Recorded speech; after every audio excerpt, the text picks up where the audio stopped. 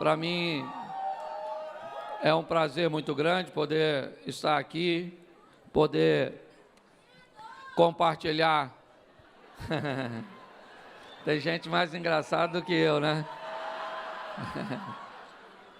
Eu dei dinheiro para ela falar isso. Para mim é um privilégio poder estar aqui e muitas vezes, e por onde eu passo, eu tenho perguntado a Deus por que das oportunidades. Eu aprendi que eu jamais vou descobrir quem eu sou se eu não descobrir primeiro o que eu vim fazer. Identidade é algo que está conectado com missão. Quando eu descubro, o que eu vim fazer, automaticamente a minha identidade se revela. E eu tenho certeza de que eu não deveria estar em nenhum outro lugar que não fosse esse, nessa tarde, compartilhando com vocês das oportunidades que Deus tem me dado. E eu acho bem legal. Quantos espíritas temos aqui? Levante as mãos. Olha aí, que legal. Abaixe as mãos. Quantos católicos? Levante as mãos. Olha aí, quantos protestantes, ou chamados crentes aí, a turma, né? Isso. Não é só para levantar a mão, faz barulho não. Se falar crente, pentecostal já era. Esotéricos, quanto temos aí? Budistas, ateus, aquela turma que diz que é tudo. Isso. O pessoal que diz que não é nada. Isso. Tem de tudo. Isso é um público eclético. Certo? Tem de tudo, tem de nada, tem ateu, tem budista, tem. E eu amo participar de trabalhos como esse, porque cada um traz consigo a sua exposição, e eu aprendi uma coisa muito legal, que Deus é um só, sim ou não? Sim. E que todos os caminhos levam a Deus, sim ou não? Sim. Claro que sim, sim, todos os caminhos levam para a morte, e a morte leva para Deus. O cara pode ser santo ou profano, ele vai morrer. Ou seja, o caminho é o mesmo, levando para Deus. É que às vezes a nossa religiosidade acha um pouquinho diferente, certo? É que nós, né, eu como pastor e os princípios bíblicos, acredito que só existe um passaporte para se encontrar com Deus, se esse alguém é Cristo Jesus. Da cultura que eu venho e que eu aprendi, tudo aquilo que eu falo sem base ou influência bíblica tem tendência a passar com uma velocidade que pode ser muito rápida ou um pouco mais morosa. Mas quando eu passo deixando a palavra que eu acredito, isso eu estou falando de mim, porque agora o microfone está comigo, ok? Cada um tem a sua, não estou aqui nada desmerecendo, nada. Eu ouvi muita coisa boa, trabalhos extremamente bons, só que chegou a minha vez de falar. E uma das liberdades que o Leandro me deu foi: pastor, o senhor vai lá e manda bala. E como bom carioca, bala é comigo mesmo. Ok? Então, com todo respeito a todos que passaram, a tudo que você ouviu, que eu acredito muita coisa boa, todo o trabalho que acabamos de ver, porque eu tenho aprendido que uma missão só está alinhada com Deus, primeiro, se o nome de Deus é glorificado através dela. Segundo, se aquilo que eu pretendo fazer beneficia o coletivo e não apenas o individual. E terceiro, se aquilo que eu estou fazendo me traz benefício. Se o que eu faço engrandece o nome de Deus, abençoa outras pessoas e me faz feliz, eu estou no caminho certo de minha missão. Posso ouvir um amém? Amém. Isso aí, ok? Então eu vou trabalhar um pouco com vocês, né? A questão de inteligência, espiritualidade e humor. E graças a Deus que é num ambiente desse.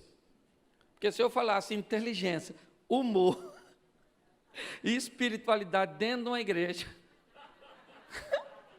estariam expulsando o Satanás de mim. Ok? Então eu preciso que você entenda uma coisa. Se nós vamos falar de espiritualidade, é isso que eu vou falar, usando a sua espiritualidade com inteligência e com humor.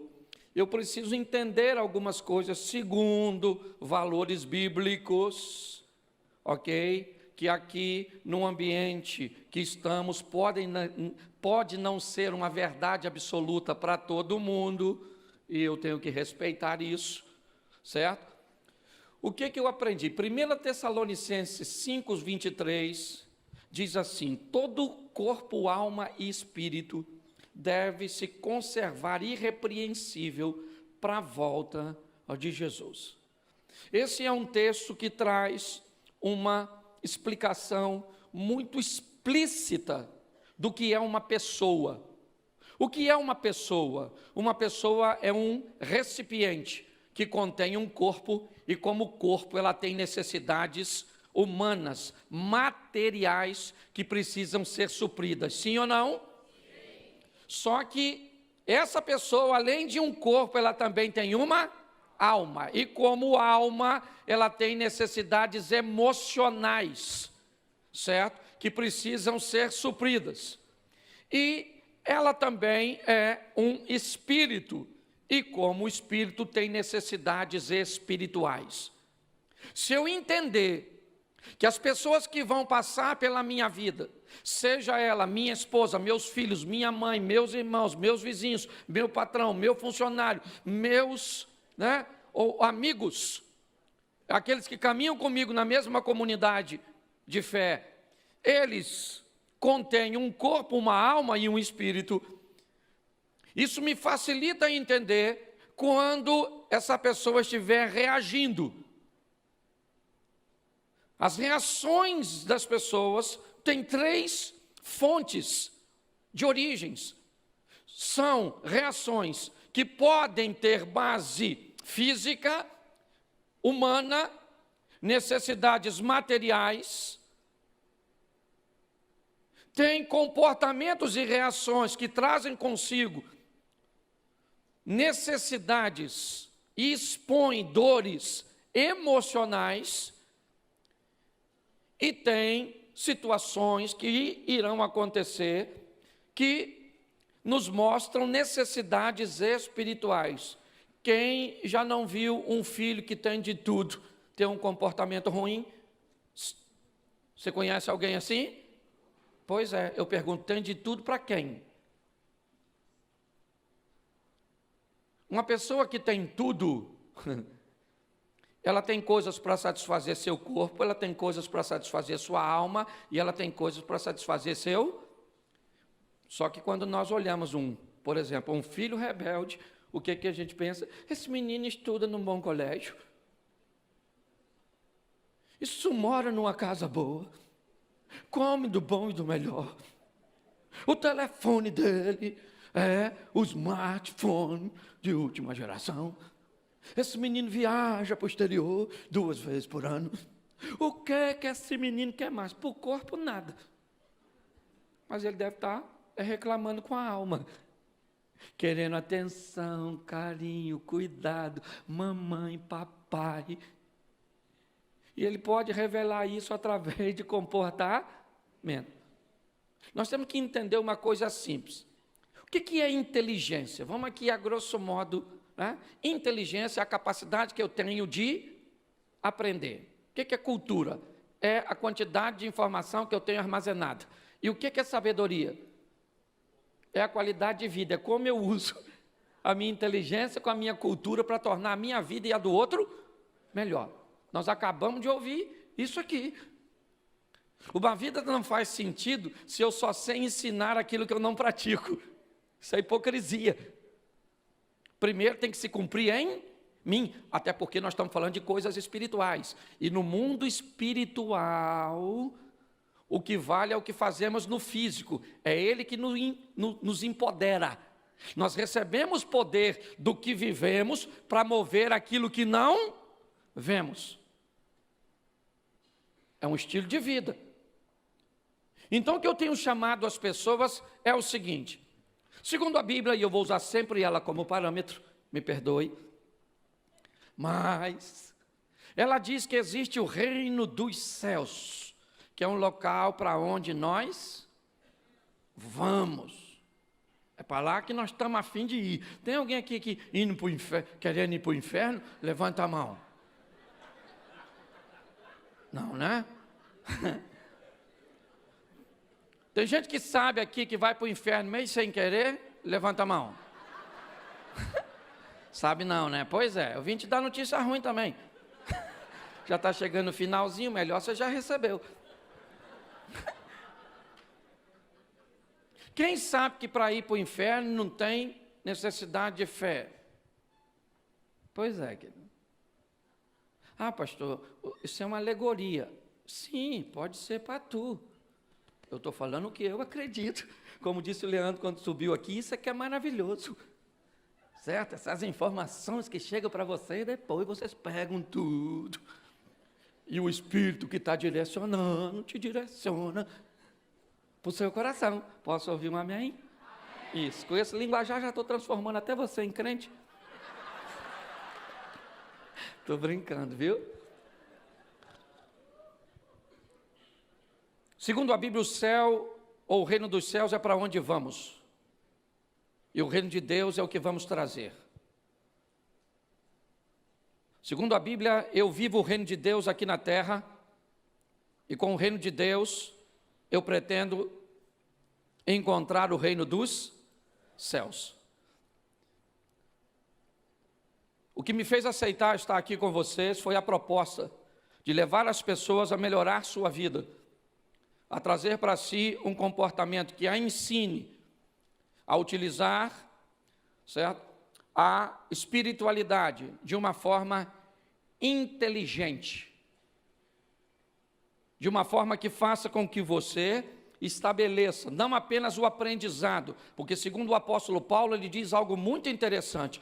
Ele diz: o bem que eu quero fazer, eu não, mas o mal que eu não quero, este. E nós aprendemos uma coisa seríssima nesse texto, sabe o que é? Ele não diz que não sabe fazer o bem. Ele diz: o bem que eu sei como se deve fazer, e o bem que eu quero fazer, eu não faço.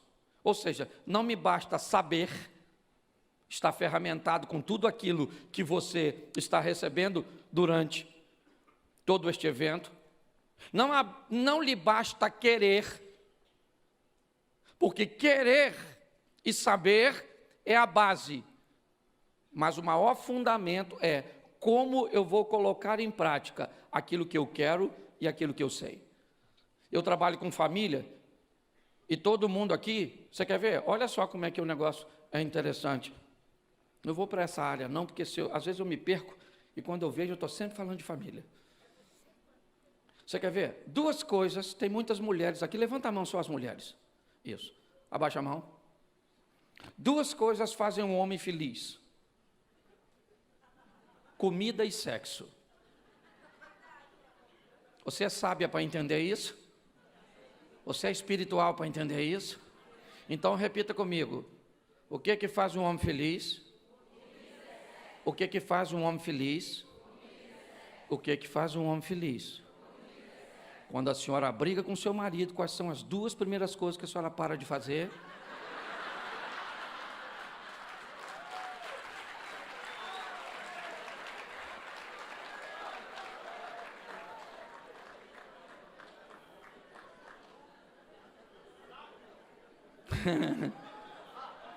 Você consegue entender? O grande problema da história da nossa caminhada, e eu vou usar a Bíblia com força. Profeta Jeremias, você não sabe nem quem é, mas tá joia. É só eu falar.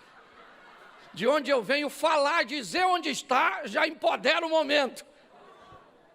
Profeta Jeremias diz assim: eu bem sei os pensamentos que tenho a respeito de vós, e eles são pensamentos de paz e não de mal, para que lhe dê o fim que desejais. Olha o que Deus está dizendo: eu penso coisas boas a seu respeito, para que você tenha um fim extraordinário, uma vida sensacional, algo fantástico.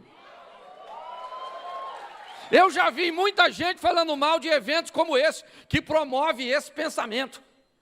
Tem que promover mesmo, porque a gente está com uma mentalidade que é cabeça de rolinha. Um povo que acha que vem nesse mundo para sofrer. Aí pode ter um crente aí dizendo: pastor, mas a Bíblia diz, no mundo tereis?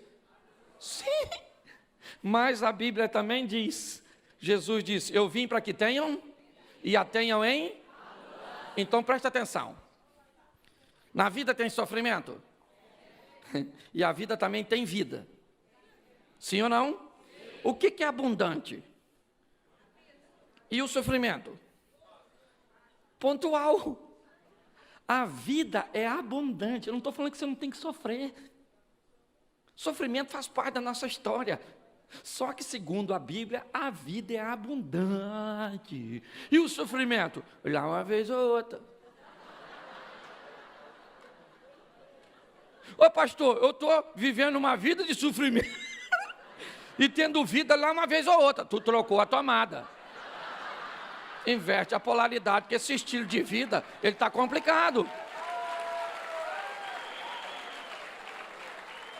Ok? Não estou livrando ninguém do sofrimento, não. No mundo tereis, mas mais do que aflição, você vai ter muita vida e pouca... Me ajude aí. Muita e pouca... Muita e pouca... Muita... A proposta é que você viva em abundância e sofra em doses homeopáticas. Isso aqui é maneiro. É isso que é legal. Hoje eu vejo gente, não se prepara, não estuda, não mantém conexões, porque não basta só estudar não, filho. Eu conheço assim de gente que estudou pouco e está se dando bem na vida por causa de uma coisinha simples chamada network. A rede de relacionamento. E quando tu olha esse miserável que tem uma capacidade inferior à sua, e vê ele numa posição pior que a sua, você fala, Deus é injusto. Porque Deus abençoou ele e não me abençoou? Não, querido. Você que estudou demais esqueceu de estabelecer conexões. Você sabe por que eu estou aqui? Eu estou aqui por causa de relacionamento. Eu vim de uma conferência agora em Stanford, nos Estados Unidos, por causa de relacionamento. A vida é feita de relacionar isso. A Bíblia conta uma história muito legal. Pedro está preso. 16 guardas tomam conta dele. 2 estão algemados. Quando, na casa de uma turma que Pedro tem conexões, uma mulher chamada Maria, mãe de João Marco, ela está orando com um grupo, orando, intercedendo, para alguns diria rezando, outros meditando, sei lá, o que você vai botar nisso aí? What? Encaixa na sua verdade, ok? Sei que eu vou apanhar mesmo depois, já estou acostumado. Então, Pedro tem uma conexão com a mulher maneira, não são líder de facção, entendeu? Não pertence ao movimento do ETA, do isso. Não. É uma mulher maneira que tem joelho para clamar o céu. Você tem que ter conexão com gente que está ligada com Deus. Seus relacionamentos têm que ter joelho dobrado, às vezes na madrugada, orando por você, intercedendo. E isso não tira de você, isso não tira de você a responsabilidade de se dedicar, de trabalhar, de estabelecer conexão. Isso tudo é responsabilidade sua. O Pedro está preso, sim ou não? Sim. Isso. E tem oração lá para ele, sim ou não? Pois é, naquela oração diz a Bíblia que Deus mandou um anjo lá na prisão. O anjo chegou lá, acordou Pedro e falou, Pedro, acorda aí, meu filho. Pega a sua capa e a sandalinha, um alvará de soltura, um habeas corpus, vindo dos céus, veio tirar você.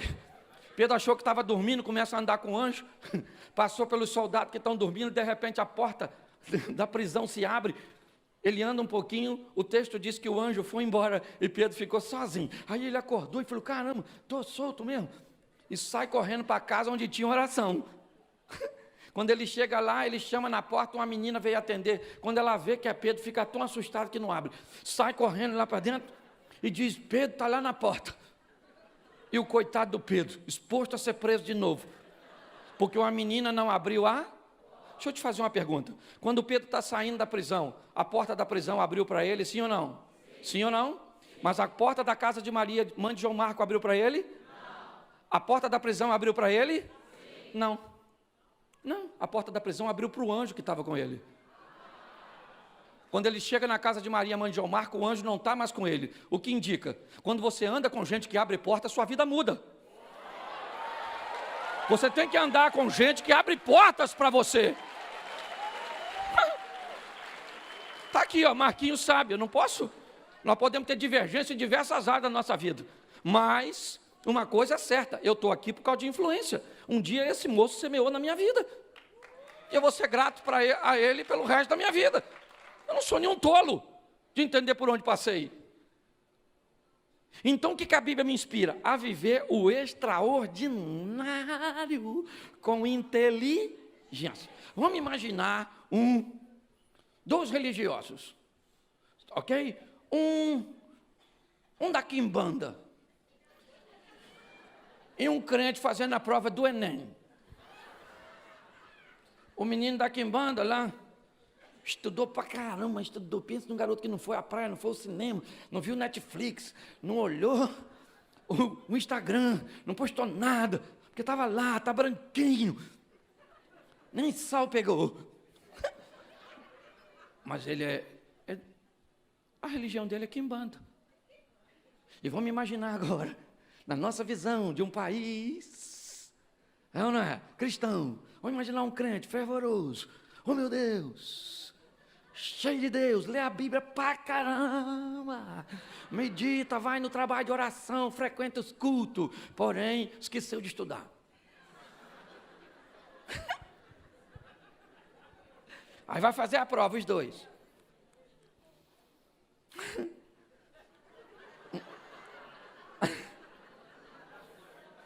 Aí o moço aqui, o menino aqui, né? Senhor, meu Deus. Tua palavra me diz que o Senhor faz lembrar. É porque o cara conhece a palavra, ele lê, ele só esqueceu de uma coisa básica. Se preparar para um desafio que não tinha a ver com uma oração. Pelo menos não tinha naquele momento. Se os dois chegam num ambiente em pé de igualdade, aí eu acredito que a mão de Deus favorece aquele que anda com Deus em fidelidade. Mas sabe qual é o grande problema dessa vida espiritual? É que a Bíblia diz que nós vivemos debaixo de lei de semeadura. Tudo aquilo que o homem semear, isso também ele. E nós nos esquecemos que a semeadura ela é opcional, mas a colheita ela é obrigatória. O grande problema é, a gente planta o que quer, mas esquece na hora de colher. Eu não merecia isso. Mas você plantou. Ah, mas eu não plantei. Então, isso não é colheita. Isso é prova, fica tranquilo. Prova, Deus está contigo nela e vai te fortalecer para colher. O problema é que as pessoas, por exemplo, casam com a pessoa errada e diz que a sogra é cruz. A sogra nasceu depois de você casar?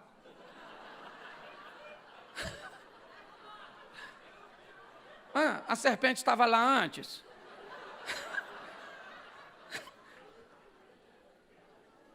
Quando nós olhamos para isso, o que eu vejo? Uma escolha,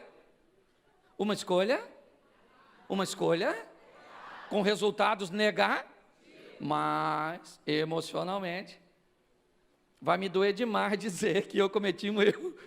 Então eu boto na conta de alguém. A culpa é minha, eu ponho em quem eu quero.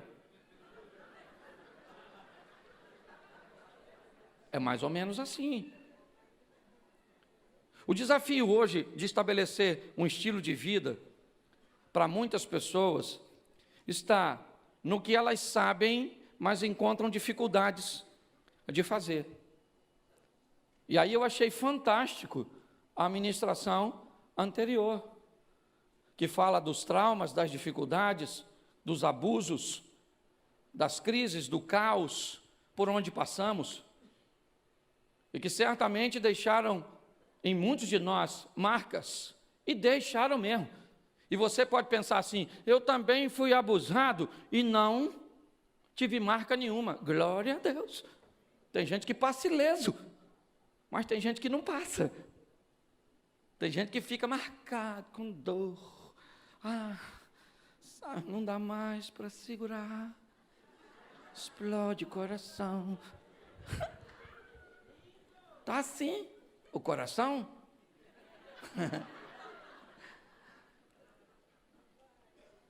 Entender que as minhas escolhas geram os resultados futuros. E eu nunca fiz o que eu vou fazer aqui agora, eu separei os momentos para falar sobre isso.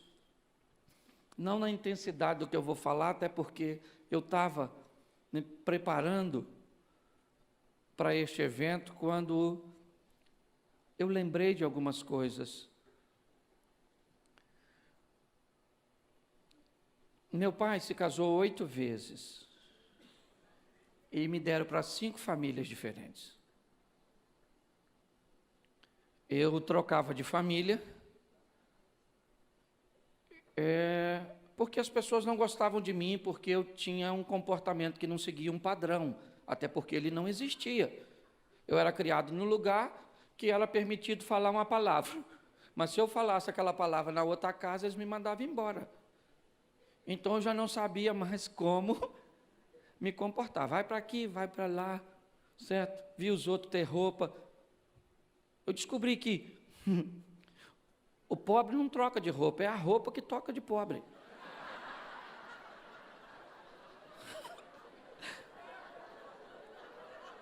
Porque era de um pobre para o outro. E eu lembro que eu ganhava a roupa dos outros. Certo, sério. E vendo aquilo criado naquele ambiente, e eu fiquei lerdo. Lerdo. Certo? Por quê? Porque eu não sabia, eu não podia ser proativo. Era perigoso agir num ambiente movediço como aquele. Certo? Se eu fizesse alguma coisa, podia ir embora. Se não fizesse, também ia. Então, o que eu faço? Tudo que eu fizer pode ser usado contra mim. Parecia que eu estava fazendo curso de direito. Eu ouvi tanta coisa. Palavras da minha época, por exemplo, para um lerdo. Você foi feito nas coxas. Quem é da época dessa frase, levanta a mão. Você está velho, hein? Ô menino lerdo! Eu não era lerdo, não. Eu só tinha medo de reagir. Fui crescendo naquele ambiente, também sofri tentativas de abuso dos meninos maiores, abusos não apenas físicos, mas também emocionais. Ver os outros terem, e o pior de tudo, pior ou melhor, não sei, depende da ótica, certo? Você pode olhar para um ângulo positivo ou negativo. Me colocaram num colégio, né, católico e muito, né, bom, onde estudava filhos de pessoas que tinham uma condição legal. Eu fui estudar lá, e aí eu descobri a bênção do uniforme. Pensa num troço abençoador, é uniforme. Porque ele não define classe. O que chute era que chute, para pobre, para rico. Era ou não era legal? Isso, aquela saia azul, aquela calça de tergal, era maneiro, mas muito legal. Eu amava a escola, até porque fui muito bem instruído lá. Até que tinha as festas. E no dia das festas, pensa numa escola desgraçada para machucar a gente. Porque os meninos, filhos dos ricos, iam com aquele tênis maneiro e eu, que chute. Bamba, Você lembra disso? Pois é. Os meninos chegavam de carro que o pai trazia para deixar na porta. E a gente ia de quê? Ônibus. Quando não ia a pé, porque não tinha dinheiro para pagar a passagem. Numa raiva. Eu lembro, eu era louco por um short Adidas. Louco. Aí tinha uma feira lá perto de casa, e eu fui. Eu vi o short Adidas. Falei com a minha tia, ela falou, não vende isso na feira. Eu falei, vende. Nessa época eu morava com ela me arrumou um dinheiro, eu fui lá e comprei. Comprei, mas pensa num cara que veio feliz para casa. Quando eu botei o short, mostrei para minha prima, ela falou assim, ô Cláudio, isso aí está escrito Adibas. Eu queria tanto ver o Adidas, que eu esqueci que o D estava virado, virou B. Não aplaude não, senão vai me machucar mais.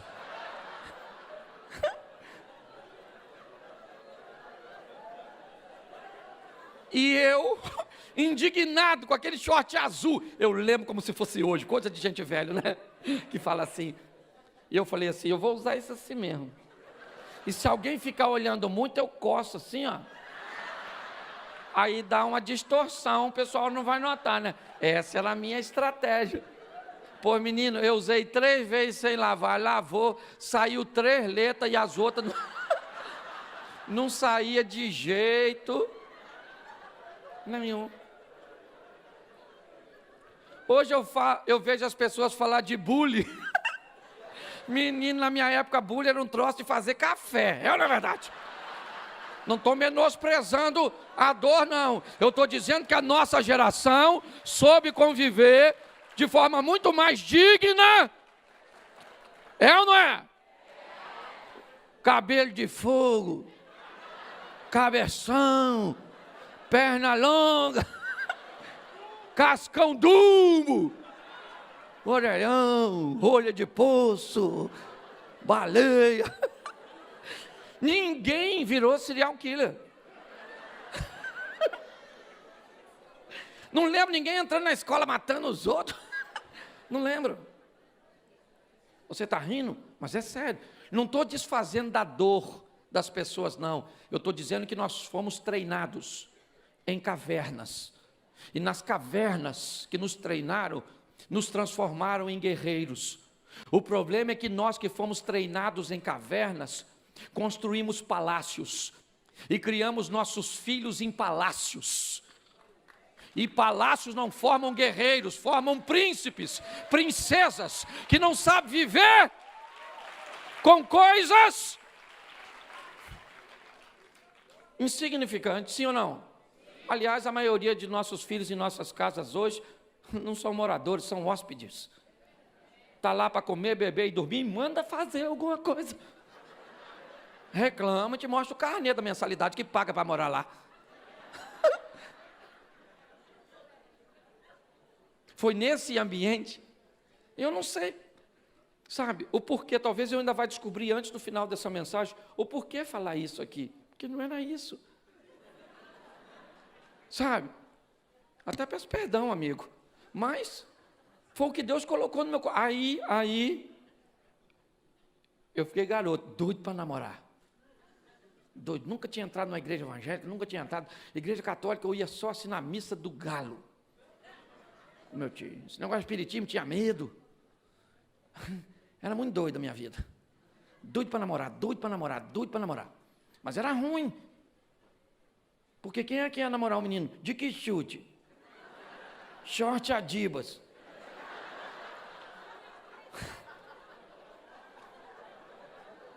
Aí, para aliviar meu ego, quando alguém perguntava, Cláudio, está namorando? Eu falava, eu quero é estudar. Defesa do ego. Eu quero estudar, nem penso nisso agora, mas a boca já estava dormente. Eu beijava o espelho. Quem aqui já beijou o espelho? Aí, legal, legal, legal, legal. Oh, aleluia. Não estou sozinho. Sim. Você queria namorar e ninguém te queria, lembra disso? Isso. Era fantástico. Numa dessas casas por onde passei, fui morar com uma tia minha. E lá eu encontrei um livro de Allan Kardec. E comecei a ler aquele livro. Eu nem lembrava disso mais, a não ser há 20 dias atrás. Comecei a ler aquele livro, confesso que não entendia muita coisa, sabe? Mas foi o primeiro contato que eu tive com a religião em si. E passou. Não vi mais aquele livro, não vou lembrar nem o título. Faz tanto tempo. E a vida seguiu. O comportamento continuou, as pessoas não gostavam muito. Aí uma tia minha me disse que minha mãe havia pensado num aborto. E aí que eu fiquei invocado. Depois eu descobri que era mentira, que minha mãe contou a verdade, mas eu vivi mais de 20 anos achando que era verdade, porque nunca tive coragem de perguntar a ela. E eu fiquei com aquilo, ninguém me queria. Por que eu nasci se ninguém me queria? Meu pai não queria engravidar minha mãe não queria ficar grávida, minha mãe ficou grávida com 14, me teve com 15, há 50 anos atrás. Pedofilia, estupro. Papai era um humilhante de alto. Parente do Hitler, não é verdade? Pois é, gente. Eu me fiz essa pergunta muitas vezes. Até eu descobri um texto bíblico que diz que Deus me teceu no ventre da minha mãe. E aí eu comecei a descobrir que se meu pai não queria e minha mãe não queria, por que é que eu nasci? Porque Deus queria, porque você e eu não somos planos de homens. Nós somos planos de Deus. Sua mãe sequer foi capaz de saber na hora que ela te engravidou, que o seu pai te engravidou ela. Foi agora. Ela foi descobrir, estava com 1 mês. Você já estava dentro dela e ela nem sabia que mãe desnaturado. Que nem sabe quando você chegou. Que não tinha a ver com ela nem com seu pai, tinha a ver com Deus. E eu comecei a falar, pô, é Deus mesmo, hein? Caramba. Aí limpando a casa, achei um livro dos Testemunhos de Jeová. Toda escritura inspirada por Deus é proveitosa. Um livro direcionado ao público infanto juvenil. E eu li aquele livro, peguei aquele livro, nunca tinha pego numa Bíblia. A primeira coisa que eu vi foi um homem, uma mulher e uma maçã. Aquilo me interessou, porque os dois estavam quase pelados. Eu não tinha nada a ver com religião. O que me atraiu foi a nudez dos dois. Você pensa que é só você? Hormônio não aceita Jesus não, rapaz. Hormônio está aí para... Glória a Deus. Se você não tem, peça a Deus. Escute só. E eu comecei a ler aquele negócio. E a história ia mudando de personagem bíblico, e personagem bíblico ia para ali e para cá. Eu devia ter uns 14 anos, dos meus 14 aos 16, ou de 13, não vou saber precisar a idade. Eu li aquele negócio mais de 30 vezes. Toda vez que eu estava arrumando casa, que eu tinha obrigação de arrumar, eu achava o livro, eu li o livro. Eu já estava tão acostumado que eu li o livro em poucas horas. Ia de Gênesis a Apocalipse, só historinhas fundamentais, né, para o público juvenil. E eu li aquilo, o livro sumiu. Minha tia me mandou embora, eu fui para outra casa. E acabou. O tempo passou. Eu arrumei uma namorada. E eu... Pô, aí, valeu. Pô, vocês torceram por mim. Arrumei, hein? Troquei o quichute, troquei, mas usava sapato até furar, nós botava papelão. Quem lembra do papelão no sapato? Quem lembra da mochila feita do saco de arroz de 5 quilos? Lembra, tem gente aí. Quem é que teve piolho? Bicho de pé? Frieira? Comeu carne mergulhada na banha? Engasgou com bala soft? Bala juquinha colada no céu da sua boca? Comeu o pirulito chamado Zorro? O biscoitinho Mirabel? Correu do cachorro na rua? A vaca quis pegar você no pasto? Namorou a cabrita na fazenda? Namorou ali. 2 ali, Deixa quieto, isso. Escute aqui. Você pensa que a vida foi dura só para você? A vida foi dura para muita gente que está do seu lado, mas conseguiu sobreviver. E nós não chegaríamos aqui sozinhos, se Deus não estivesse conosco. É ou não é? E aí então, arrumei uma namorada. E eu tinha uma coisa na minha cabeça, como eu fui treinado em lados diferentes, eu não queria duas coisas na minha vida como mulher. Eu não queria uma mulher que assoviasse. Não me pergunte por quê, eu até hoje não sei, mas eu não gosto de mulher que assovia. Para me casar, a mulher dos outros assovia, a minha é que não pode, ok? Se você assoviar, não me incomoda. Mas a minha mulher não assovia. E segundo, crescendo em diversos lares, eu cresci num ambiente que me ensinou que sogra não era um negócio legal. Porque tinha muito conflito. Não estou dizendo que sogra é ruim, estou dizendo que a informação que eu recebi. Conclusão, na minha cabeça, eu botei duas coisas. Mulher para casar comigo, não assovia e não tem mãe. Você acha que eu estou errado? Você acha que eu estou errado? Não. Estou errado por quê? Provavelmente quando você vai fazer a seleção, você usa as suas escolhas. Por que eu não posso usar a minha? Conheci a menina, essa menina na pracinha, tinha sido namorado de um amigo meu, que lugar pequeno, nós reveza, assim. Todo mundo da mesma geração, você namora uma que casa com o outro, outro casa com a de cá. Isso é coisinha de interior. E aí, olha que coisa legal. Cheguei perto dela, começamos a conversar. E eu falei assim, o que você acha desse negócio de mulher assoviar? Ela falou assim, eu não sei assoviar, não. Eu falei, você não sabe assoviar? Era bonita, menino. Não assovia. Aí eu perguntei a ela, como é que vai sua mãe? Aí ela começou a querer chorar e disse, Cláudio, minha mãe morreu. Eu falei, que dó. Poxa. Você não assovia e não tem mãe?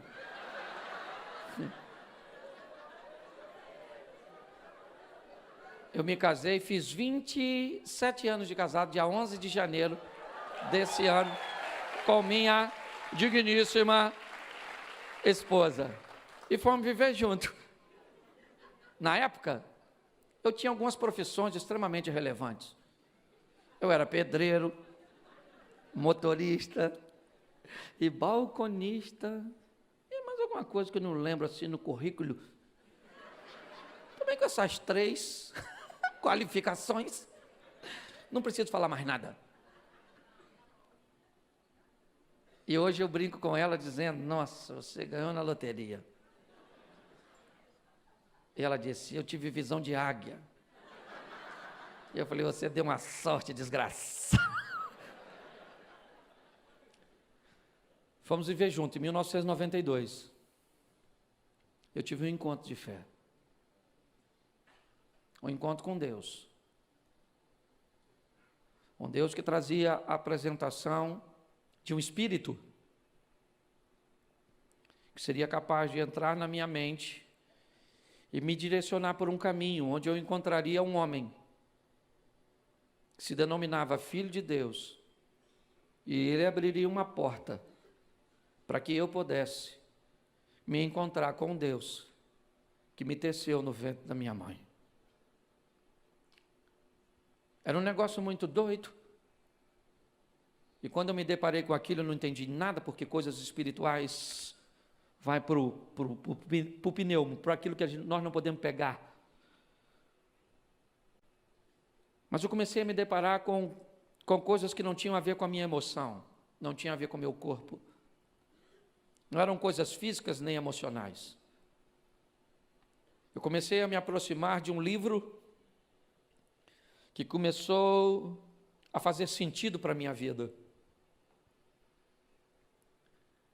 E um livro que começava a me dizer que eu podia chegar em lugares onde nenhum dos meus chegou com a história de José.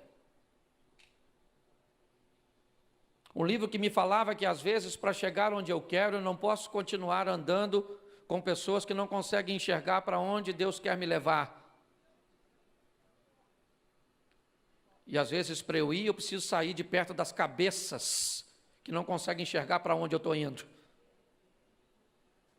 Eu comecei a me deparar com um livro que começou de uma maneira muito sóbria, muito coerente, me trazer algumas experiências,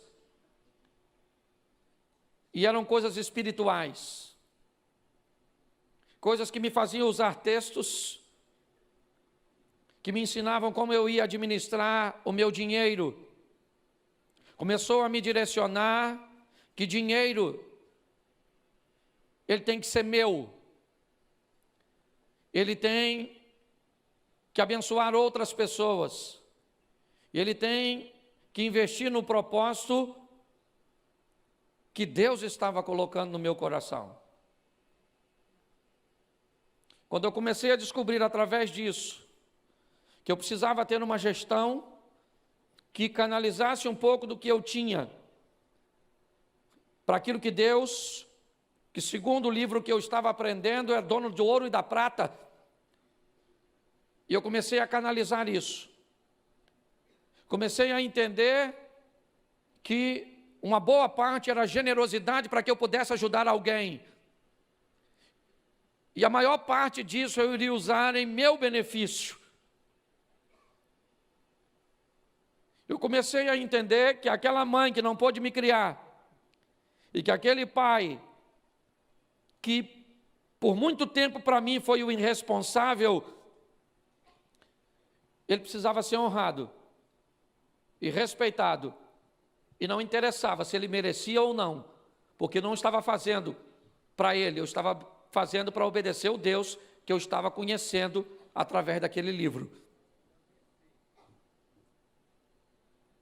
Aquele rapaz treinado por um homem que se casou 8 vezes, se interessou por uma mulher, que o homem que o treinou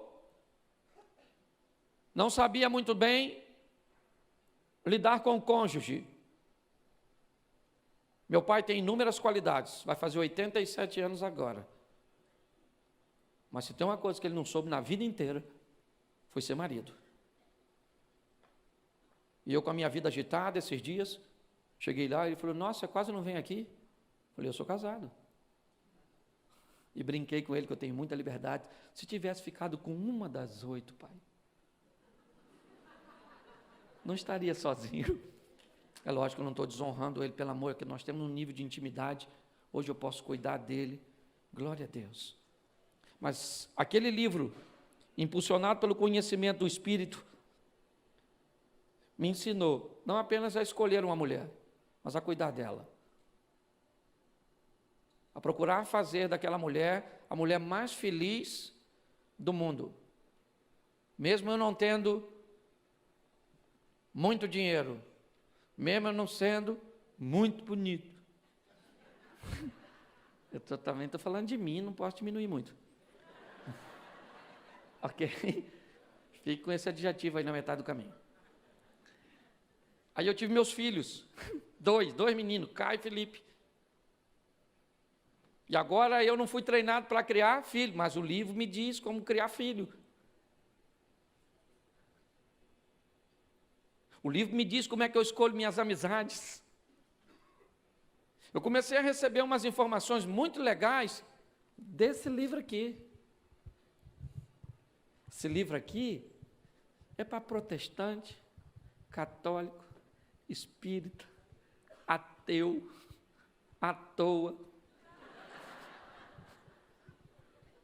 Eu fui pegando aqui e eu comecei a gerar resultados. Os resultados começaram a ser bons. Eu comecei a me aprofundar nele e comecei a mudar a minha vida de uma tal forma que, como ouvimos aqui antes, a minha vida começou a mudar a vida de outras pessoas. E fui obtendo oportunidades. Digo assim, sorte é o esforço que o preguiçoso não quer fazer para chegar onde deseja. O preguiçoso chama de sorte o seu trabalho, a sua dedicação. E eu comecei a agir e descobri, sabe aquele garoto que era mandado de uma casa para outra? eu descobri que era perigoso falar, lembra? Lembra? Porque falar me causava prejuízo, então eu fiquei introvertido na minha observador. Morei em 8 lares diferentes, lembra? Sabe o que era isso? Era Deus falando, vou te dar um ministério de família, aprende por onde você passar. Vou te dar muito conhecimento a respeito de um assunto que você vai tratar lá na frente. Mas comecei trabalhando com jovem. Marquinhos foi meu aluno lá, Lília também. No tempo da minha caminhada lá, a gente dava aula num galinheiro. Sim. As galinhas tinham ido embora. E o que sobrou no imóvel foi um galinheiro, e a gente fazia. E pensa, era maneiro pra caramba, eu me divertia. E ali eu aprendi a falar. E li a Bíblia, comecei a pregar de uma forma engraçada. Pensa como é que o pessoal falava. Palhaço, animador de auditório, não tem conteúdo, tudo 333. Sabe o que é 333? Meio besta.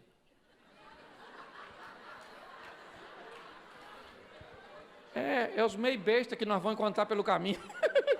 Sim. É porque a Bíblia diz que o número da besta é 6666. Então 333 é meio besta, entendeu? Eu encontrei uns meio besta no caminho que pensa como botar defeito. Dizia o quê? Você não vai chegar, seu palhaço, pregando assim.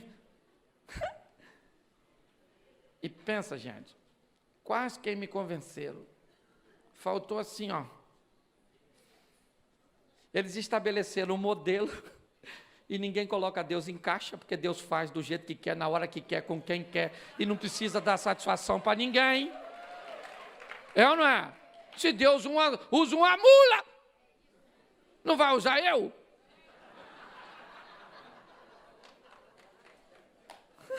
Eu ia falar você, mas fiquei com medo de te ofender.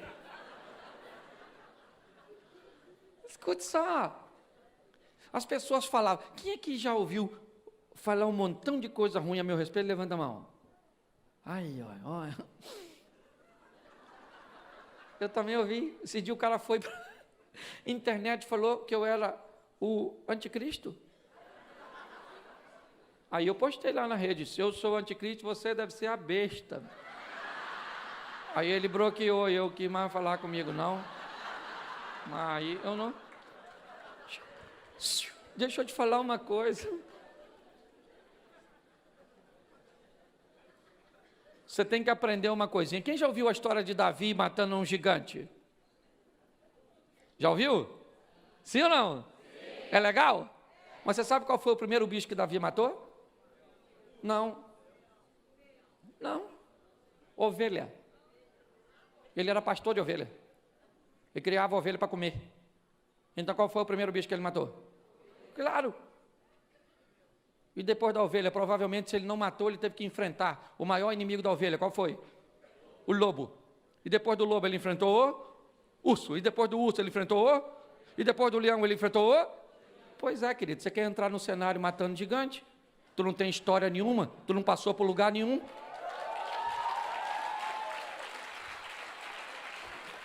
Fala para quem está do seu lado assim, quem nasce grande é monstro.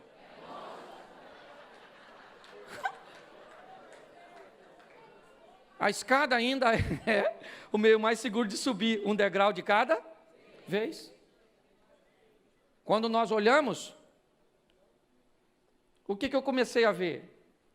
Que eu estava fora da caixa, que Deus estava me chamando para fazer um troço que ninguém estava fazendo.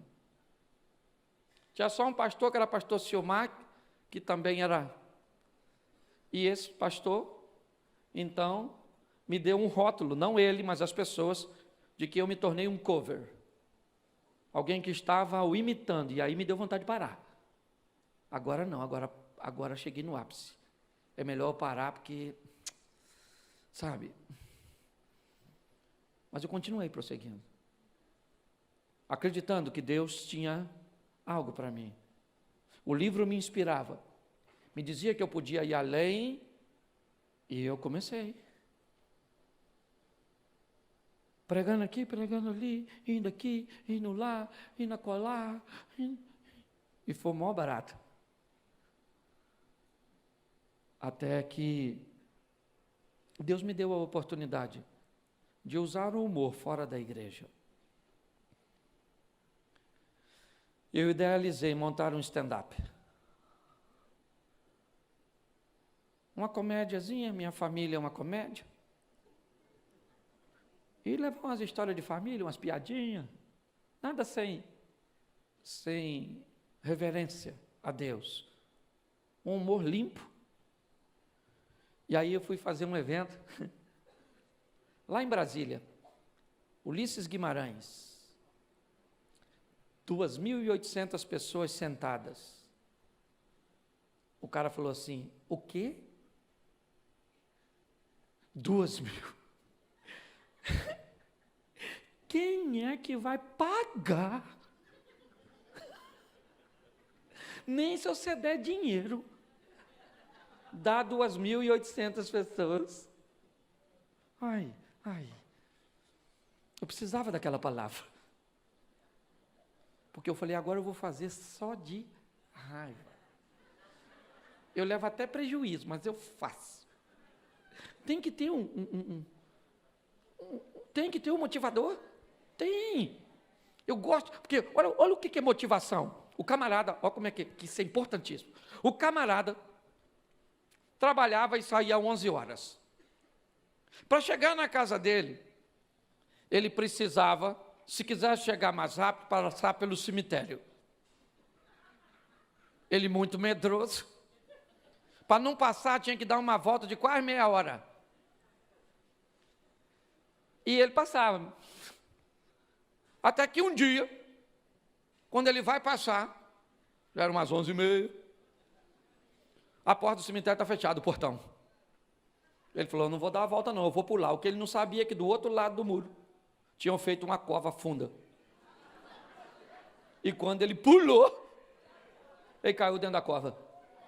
Caiu dentro da cova. E está lá, tentou sair, esperou um pouquinho para os olhos dele se adaptar. Mas se adaptou, ele olhou, o barranco era alto. Tentou, esbarrancou, ele falou, não tem outro jeito. Eu vou sentar aqui no fundo dessa cova. Se eu gritar aqui agora, ninguém vai vir. Quase meia-noite. Quem é que vai vir aqui no cemitério? Me tira daqui, me tira daqui. Sai daí. Sentou num cantinho e está lá quietinho. Quando de repente outras pessoas também faziam a mesma rota. O indivíduo muito mais medroso do que ele também vem. Forçou o portão, nada. Ele falou, vou pular o muro. Pulou o muro, caiu dentro da cova. Bem mais medroso que o primeiro. Começou já a emitir sons agonizantes tentando sair. Não dava para sair. Mas o movimento dele acordou o rapaz que estava no canto da cova. Então, tentando acalmá-lo, o rapaz disse, cara, não dá para sair não.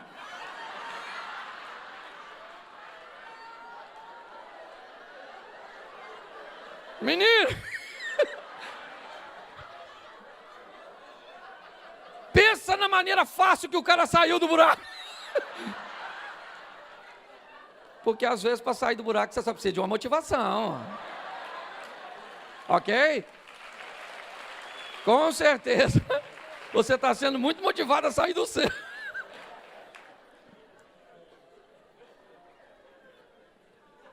Eu fiz o evento no Ulisses Guimarães. 2 sessões de 2.800 pessoas e 1.500 ficou do lado de fora porque não podia entrar.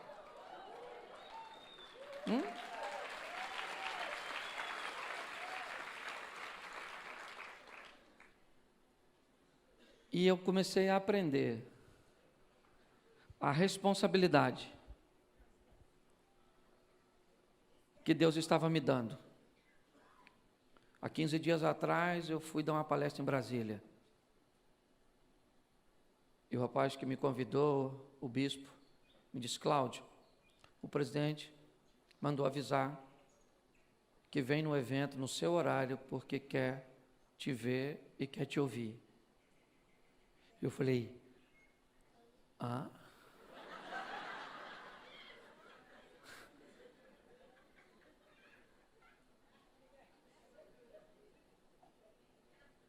Eu acho que convém falar, não é só porque para motivação. A minha preocupação é às vezes onde isso chega fora do contexto. Porque às vezes a gente falando fora do contexto, quando as pessoas isolam, parece uma prepotência. Mas o que eu estou querendo dizer é que eu nasci em Xerém. Xerém. Feito no 6º dia, depois que Deus estava terminando tudo, já ia descansar. Na hora de ir embora, ele falou: Xerém. E pensa num lugar abençoado. Tem gente de lá aí, ó. Amém? Estamos juntos. Tem gente lá da igreja que eu pastoreio. Aí esses dias o cara falou assim: Cláudio, queria que você viesse a São Paulo. Vamos lá, querido. Eu queria que você tirasse umas fotos para o meu produto, para fazer propaganda. Eu estava pedindo a Deus um carro blindado. Não é que eu tenho medo de tiro, não. É que eu não sou a prova de bala. São duas coisas diferentes, né? Ter medo.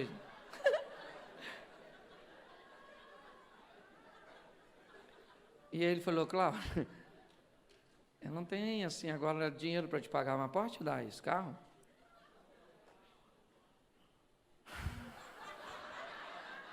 Eu falei: Senhor, não brinca assim não.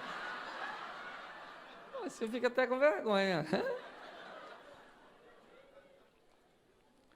Um evento como esse, primeiro, tem um propósito importantíssimo: fazer você acreditar em você mesmo.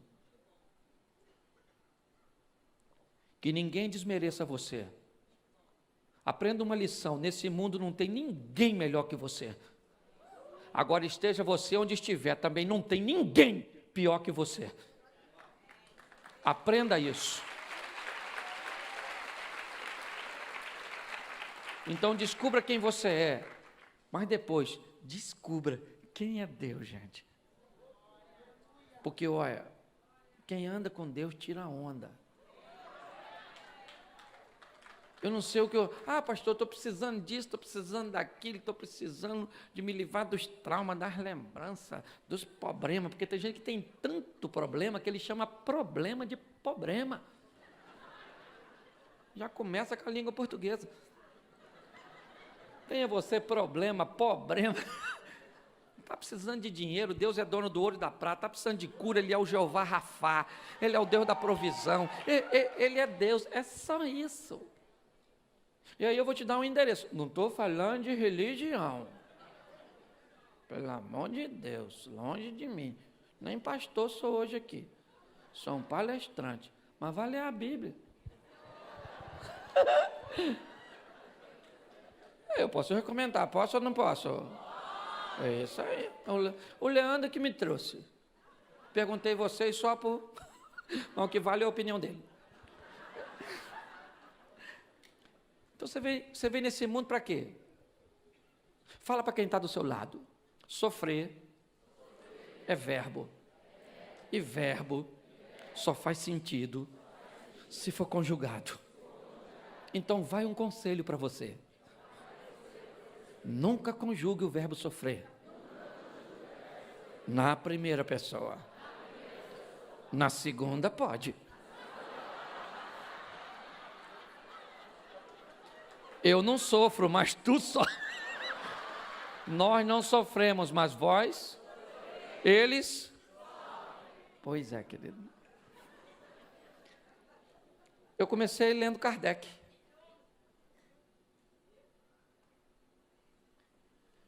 Eu comecei depois a ler Testemunho de Jeová. Eu já li algumas coisas. E também já li e continuo lendo a Bíblia. E eu não vou pedir você para parar de ler o que está lendo. eu vou pedir a você para começar a ler o que não está lendo. É só isso. No final, quem resolve é o mais forte.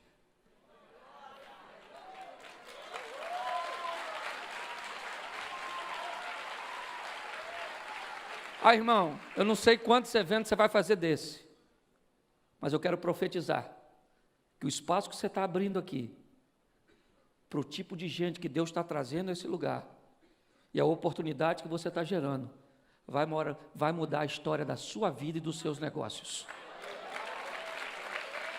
Porque é glorioso poder num ambiente tão saudável, de gente que professa fé para diversas áreas ou para nenhuma.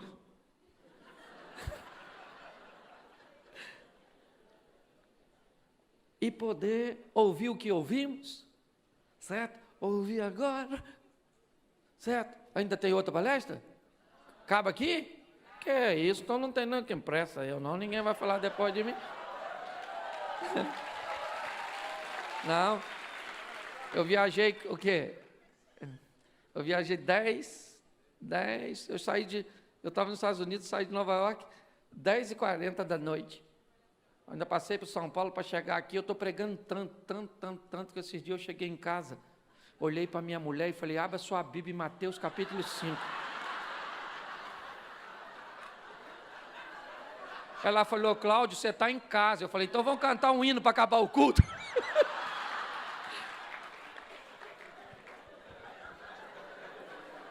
Aí, eu queria fazer um desafio. Quem vai ler a Bíblia, fica de pé.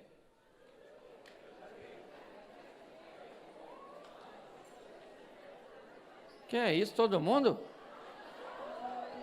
É. Quem já leu também fica. Porque tem um pessoal que não... Quem não quer ler pode ficar sentado mesmo, não tem problema não. Aqui você tem liberdade de ir para onde você quiser. Feche seus olhos, pode fechar que ninguém vai pegar nada seu. Se tiver algo de valor, segura também, porque eu não sei quem está aí.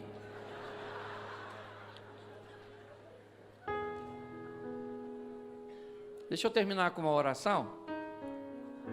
Pai, muito obrigado. Muito obrigado a Deus pela oportunidade que o Senhor nos concede, pela riqueza do ambiente deste lugar, pela maturidade das pessoas que aqui estão, pela seriedade. Muito obrigado por cada lar aqui representado. Muito obrigado por cada casamento aqui representado. Muito obrigado pela representação dos netos e filhos naqueles que aqui estão. Muito obrigado pelos empresários, pelos funcionários de empresas que precisam de Tua bênção. Ensina-nos, ó Deus, através do Teu Espírito, através da Bíblia, a nos orientarmos e termos um encontro com Deus que todos nós procuramos. Que o Espírito Santo nos seja por companheiro, que o Senhor Deus seja o roteirista dessa história, para que a caneta que escreve o nosso futuro esteja em Tuas mãos. Muito obrigado pela vida do Leandro. Muito obrigado por esse projeto, Fênix. Que ele se consolide, aproximando pessoas da cura, da libertação, do conhecimento, da felicidade, do prazer, mas do Salvador. Muito obrigado, Jesus, pela oportunidade que o Senhor me dá de estar neste lugar, nessa noite. Que eu tenha Te honrado aqui neste lugar. Que na minha ministração eu não tenha me envergonhado do Teu nome. Que pessoas saiam daqui transformadas.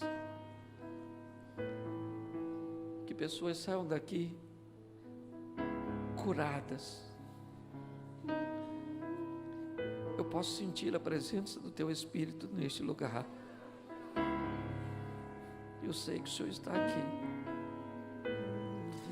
Muito obrigado, Senhor. Em nome de Jesus.